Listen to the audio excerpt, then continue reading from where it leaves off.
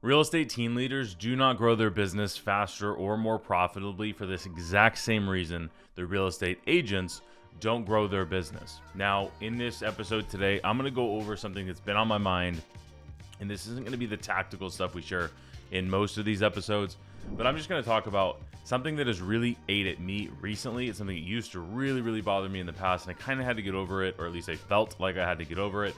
And I see it and again, even at different levels. So if you're first time watching, my name is Christian Stubbs. I'm a team leader and owner of Onyx Homes. And this is the Start to Finish podcast where I am sharing specifically for team leaders and maybe broker owners as well too, my story of me building my companies from start to finish, which is Onyx Homes. And I'm making this content so that hopefully you can learn from some lessons that I have made over the past to save you some more money so you can grow your business faster. And honestly, just documenting the actual journey. So anyway, let's dive into it. By the way, if you want to jump on my email list, that is definitely the best way to do it. The link is going to be in the description below. So the topic I wanted to cover today is very simple and very frustrating. Is as a team leader, you probably feel something like I do, where you'll look at agents maybe in the marketplace, maybe on your team. Agents in general, why most of them aren't successful is because they frankly just don't do very much. They don't do enough work in order to be successful. That could be marketing, that could be sales, that could be they don't do enough self-development, meaning get better at those skills. They don't talk to enough people, they don't do any follow-up, or they don't do enough follow-up. Whatever it is, we know by looking at top producing agents that all of the top agents market more than anybody, meaning advertise more than anybody, and they talk to more people. I mean, at the end of the day, the only reason you market is to talk to people as a real estate agent. And why more agents don't do that is kind of always been a mystery. Now, on the flip side, talking with a lot of team leaders, why team leaders don't grow their business either faster or make it more profitable or run a real business is also, it's not rocket science. Is your financial model kind of has to make sense. It definitely has to make sense. And then you have to have a certain amount of agents in order to run a profitable business. And this is where most team leaders, I think, just completely put their head in the sand. And they act like a salesperson. And they think that, oh, if I just talk to more people and if I just sell. Because here's the reality. We were taught in sales. Let me break this down. So you have my career. Let me break down my career. I had employee salesperson. And then I had which was my previous career in the dealership industry. And then I got into real estate, and then I was a salesperson on my own, right? So I was my own boss, if you will. And then I was a team leader that was also selling, and now I am a business owner, right? That has kind of been my career progression, and I would put that in 4 distinct different chapters, if you will, in my life. So I went from like, here is how you sell, here is what to do as an employee, and then I went solo into the real estate business where it was like, patch on the back and good luck as an independent agent at a large big box brokerage. And I really did have to figure it out myself. And I was my own boss. And what I learned was the harder that I worked, the easier things got, the more money that I made, the more successful that I was. The harder I worked, the more successful I was. That's the big thing. And almost all top producing agents had the same thing, or even like whatever top producing means to you. Maybe you're making 100 and that's a lot of money for you and great. Maybe it's 200, 300, 400 and that's a lot of money for you and that's great. Maybe it's 700, 800, 900. It does not matter. But whatever that means for you, you can reach that level just by working hard. Now, when I flipped into the third chapter in my career, which was as a real estate team leader that was predominantly still selling as well too, I would say my time was split probably 70% selling and 30% running the team at this point that I'm thinking. And I told myself that, hey, well, it worked for me before. If I just work harder, my business will grow. And the reality was that's not true. That's true for a salesperson. It's not necessarily true for a business. Yes, you can grind your way to make this thing work. And honestly, we did. But I don't want to say completely unsustainable from a burnout perspective, because I never burnt out. Even when I was transferring money from my personal checking account into my business account just to light it on fire and run it through payroll, and then to do it again 2 weeks later, like I wasn't burnt out during that. I could have worked harder. The problem was I was beating my head against a brick wall that wasn't going to fall down. The brick wall was harder than my head. And if I would have kept just slamming my head against the wall, I would have eventually ran out of money and probably just slid back to being a salesperson. And then I would have made way more money because I just would have gone back to doing what I already knew. Now, here is the point that I'm trying to make here. And this is the bridge that I went to. If you're watching a video, I'm trying to make a visual here. I was in this third chapter here in my career where I was a high producing salesperson that was running a failing business. This is just the reality of it. And this is where most team leaders are at. And then there's this bridge that's really painful to cross because you have to, usually I had to fix all of the problems that I made in my third step of my career. When I said I was running a team and still selling, I had to fix all of the mistakes that I made. And very transparently, at the time that I'm filming this, it's about 2 years later from deciding that I'm going to run a profitable business. I'm going all in on this, not that I wasn't before. But I had an opportunity to say, you know what, maybe this is hard. We're not making money. I could have very easily 2 years ago just folded up, closed shop, and just went and sold and made way more money myself selling and just fired everybody and said, you know what, this team thing's not for me. Teams don't work, which is what a lot of team leaders end up saying. And I hear that, and trust me, I get it. But here are the things that we have done over the last couple of years in order to make that not happen. But my point was, I see so many real estate team leaders just go back to, hey, this worked for me to sell more real estate, so it's going to work for me to grow my team. And that isn't the case. So whereas being a salesperson and being a business owner are wildly different, is you can just outwork everybody, or you can outwork 99% of real estate agents and you're going to be fine. You're going to sell stuff, whatever that means for you. But on the team side, that just isn't true. And you can outwork, but you do not have nearly enough leverage to actually grow a business as a real estate team leader. So here were some of the major problems that we made. We completely screwed up our financial model, meaning that our splits, our compensation, the way the money flowed through the business did not financially make sense at all, which is where you might have heard me say this in the past, is you cannot outsell a bad financial model. You cannot outwork a bad financial model. And that is just the truth. So that was number one. And that was the biggest mistake. Why did we do that? I'm going to go a little bit deeper here. Why did we do that? We did it because we were following other people in the industry. We were chasing transactions and volume because that's all anybody ever talked about. And an agent count. Those are the three things. Oh, if we just have more agents and we sell more volume in units, like that was all that mattered in the world. When the reality is that isn't all that matters in the world. At a business, really at the end of the day, unless you're trying to go public, your profit margin matters. How much profit your business actually makes definitely matters, especially if you're not able to sustain your lifestyle.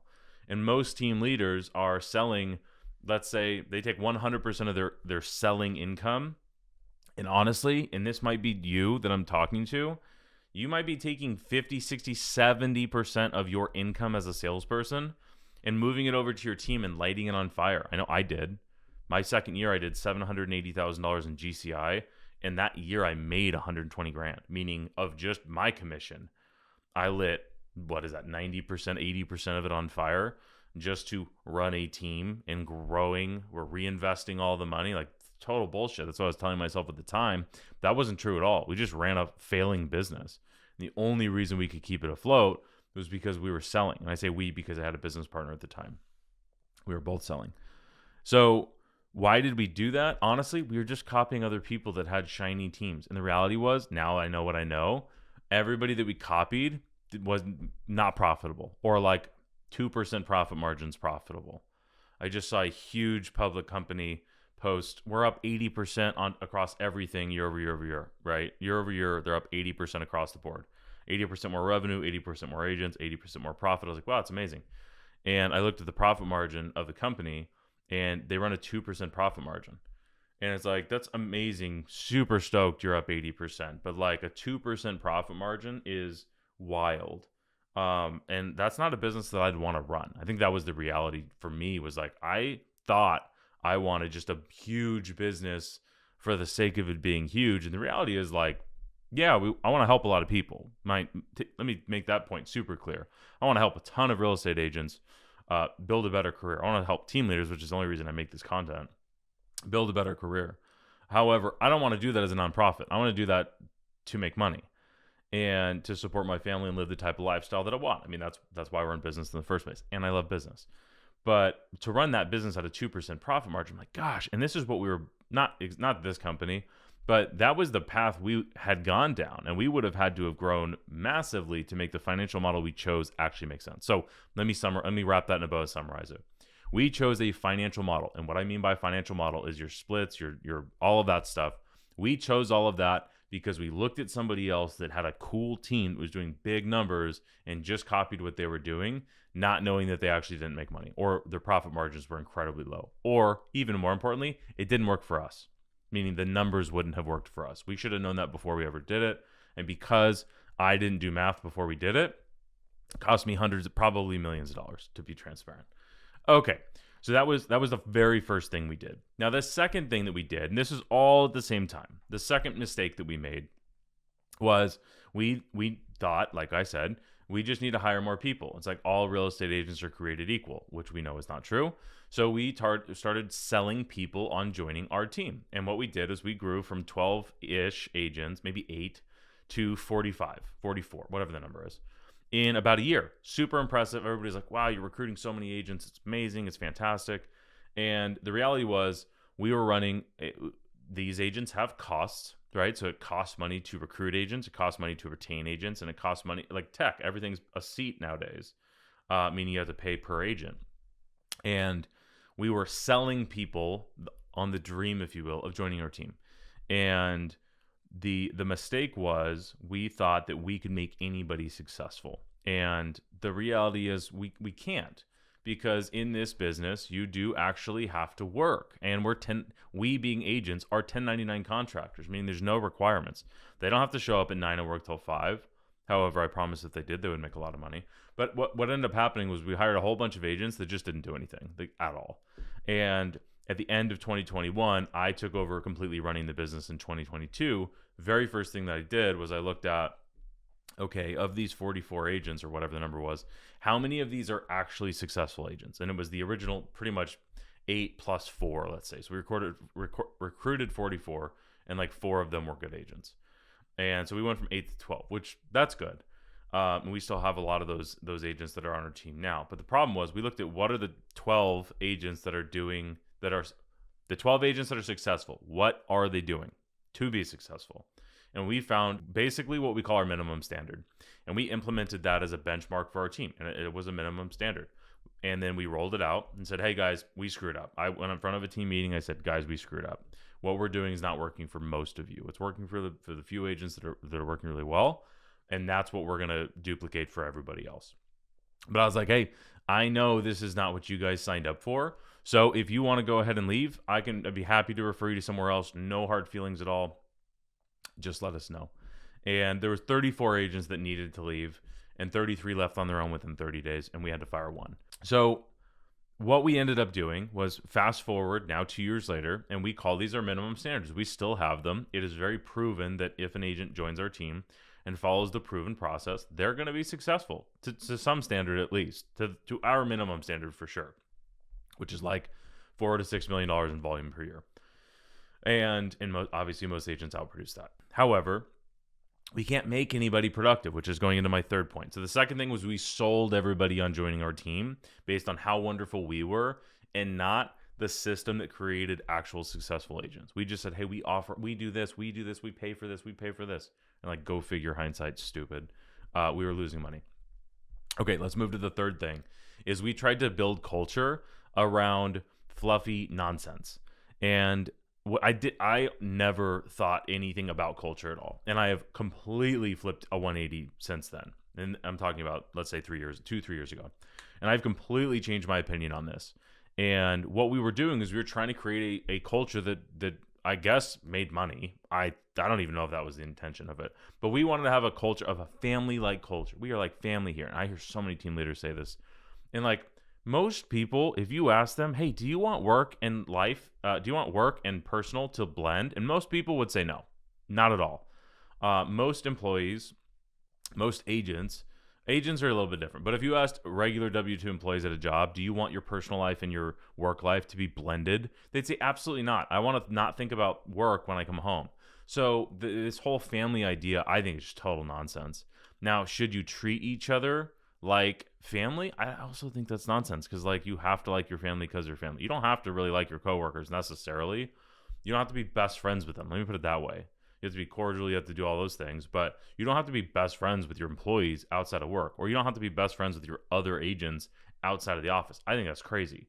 So what we changed was, and I heard this was from John Chaplock, was you cannot make anybody be productive, including employees. You can tell them they have to do this or they're going to get fired, or this is what's like, this is the job description. But especially for 1099 contractor agents, you cannot make them do anything. So his quote stuck with me. I love this, is you cannot make anybody productive, but as a leader, your job is to make an environment that makes people want to be productive, makes them want to be productive. And that was what we decided to do. We celebrate productivity with our team. Now, did it happen overnight? Absolutely not. But everybody that we bring onto our team now, they see that as our culture now. And this was something I was just literally right before this. I was listening to a YouTube video from Layla Hormozi. Love the content. Watch it if you haven't. She said something along the lines of, they're just talking about your reputation or your brand, right? And brand's a huge topic right now. And what she was talking about is your brand is a byproduct of your previous decisions. Your reputation, said more clearly, your reputation is a byproduct of the things you've done in the past. So brand and reputation are pretty much the same thing, which I don't know why that never clicked for me, but that makes a heck of a lot of sense, especially with personal brand, but also for businesses. So for us, our reputation was, oh, like they'll hire anybody and they have some training and blah, blah, blah, whatever. And our reputation now is those guys don't fuck around. And I don't know if I'm supposed to curse on this, but we're gonna roll with it. And that's the reputation now. Is like those guys make that team, Onyx Homes, makes successful agents. Like they don't mess around though. So like when an agent is like, hey, talking to another agent on our team, like, oh, what do you think about working there? Like, it's great. We love it. They offer a lot of stuff. There's a lot of accountability, and there's a very clear process to be successful. So if you want to just kind of do whatever you want, this is not the place to do it. And that's the point, for the record. And that is the culture, is we have built that around productivity, and we celebrate productivity. We celebrate doing the work more than we celebrate the deals themselves. Sorry, I want to be talking more about the actual mistakes, but I also want to loop around to like, how do we fix them? So the first mistake, let me go back. First mistake was the financial model. We just copied somebody else's financial model that made no sense whatsoever for us. Number two, and how do we fix that? Well, we changed the things that didn't work. And that unfortunately, I decided to make that take 2 years, and I should have just ripped off the Band-Aid at the time. However, transparently, I was afraid that my business would just explode. And if I did that, meaning like we'd go out of business. However, it would have been better if it did, because instead of having a business that lost tens of thousands of dollars every single month, I would have just not had a business anymore. And that would have lost less money, transparently. Now, would I go back and change anything? No. But my advice is do not make that take long. So if you know you have a financial model problem, rip the Band-Aid off and fix it now. Are our agents going to be upset? Yes. Are they going to leave anyway? Yes.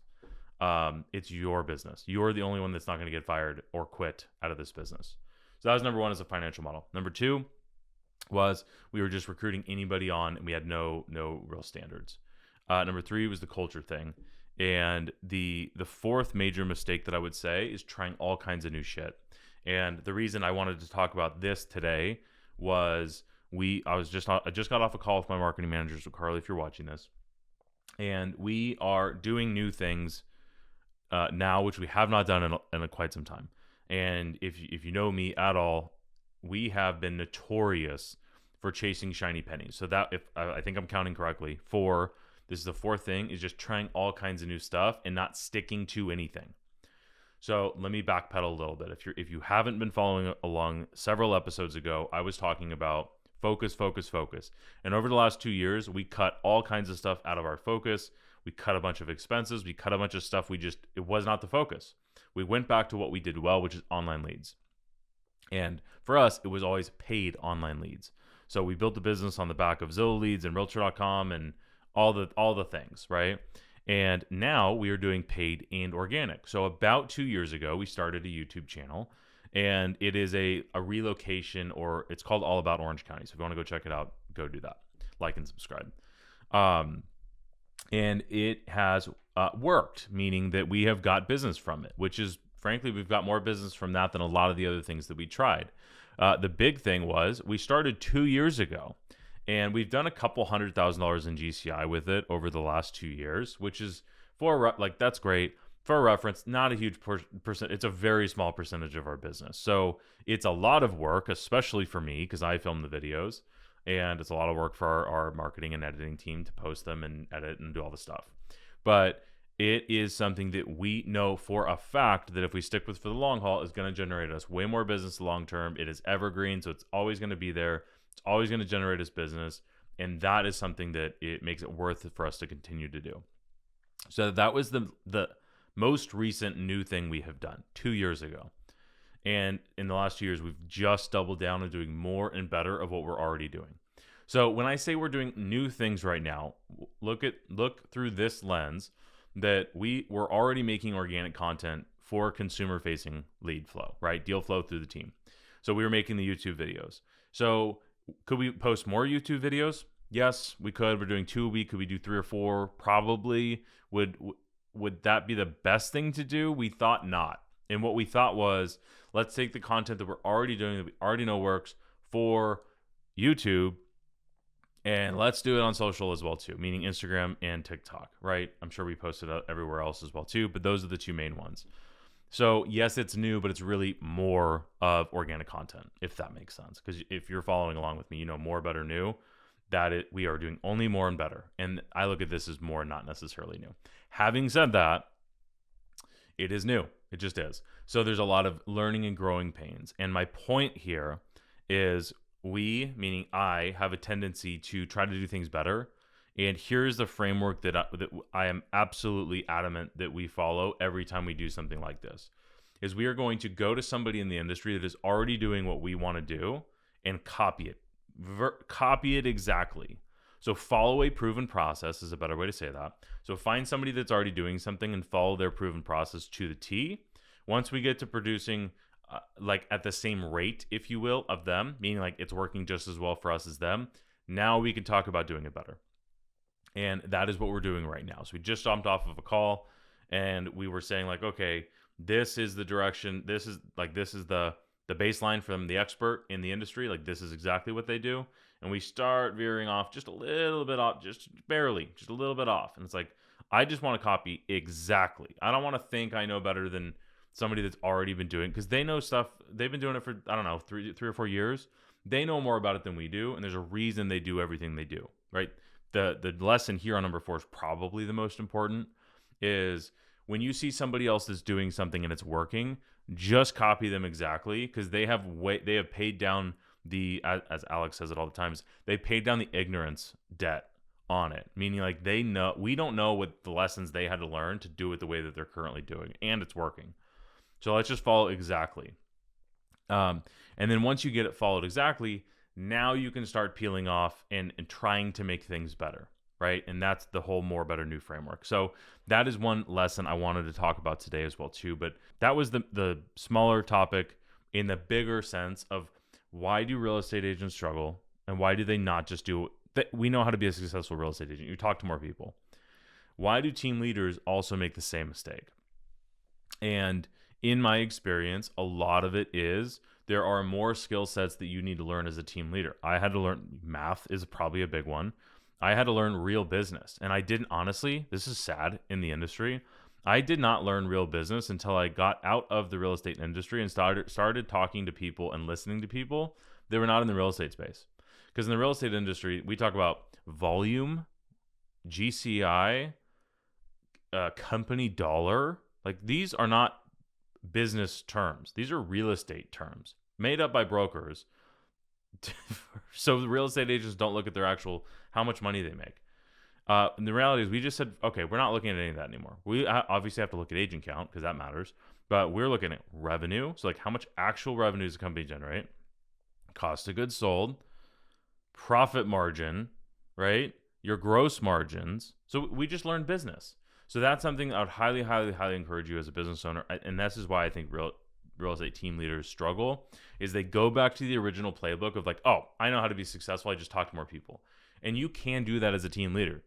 It's just there's other layers of things you're also going to have to add. In my experience, let me just say it from there. I had to add new skills in order to bridge this gap from that third chapter. Remember, I started in the dealership space, learned how to sell at a dealership, moved into real estate sales, and I learned that I just got to talk to more people and I'll sell more houses.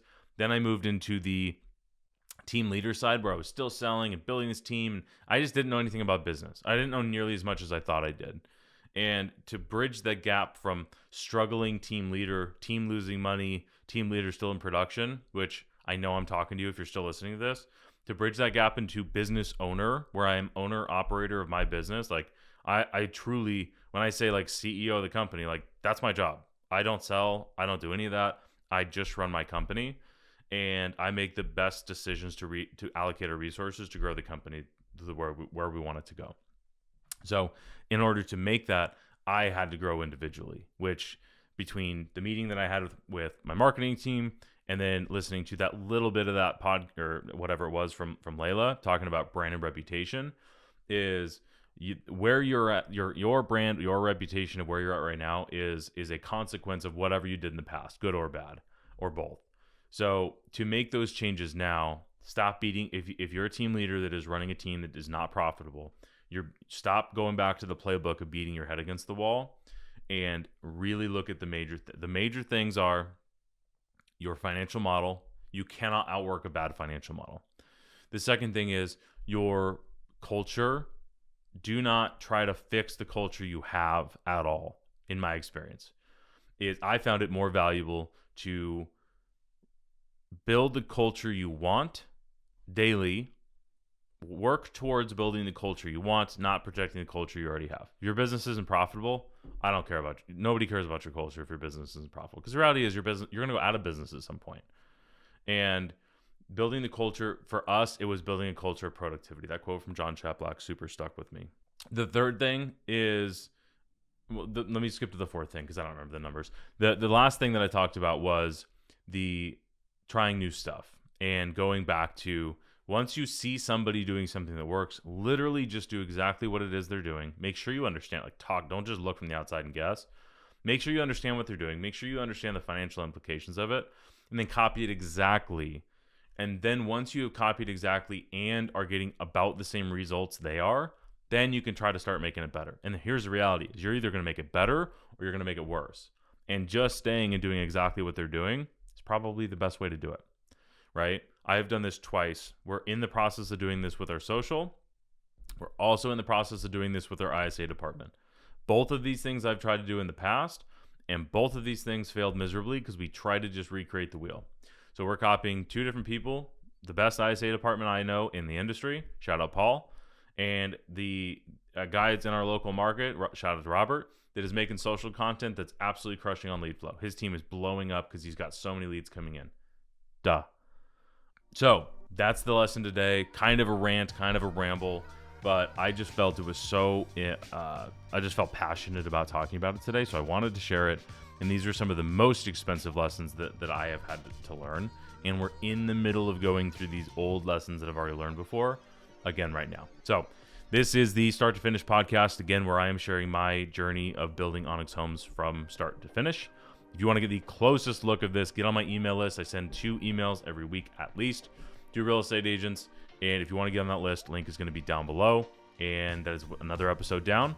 And I will see you again next week.